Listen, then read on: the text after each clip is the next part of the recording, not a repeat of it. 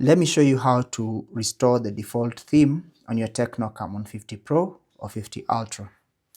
So go into settings, and under settings you want to scroll down and find wallpapers and personalization. Then you want to scroll down and select my themes, tap on my themes, and it's going to land you on this page. Now down here are the themes that you've downloaded or already applied to your phone, and up here is the default theme of your phone. So to revert to the default theme, simply select the one at the top and then tap on apply, and it's going to be applied back onto your phone. And you can go a step further and even highlight the themes that you had downloaded, long press on them like that, and tap on delete to remove them from your phone. And with that done, you'll have restored the default theme of your phone, just like that. Thanks for watching, take care, and God bless.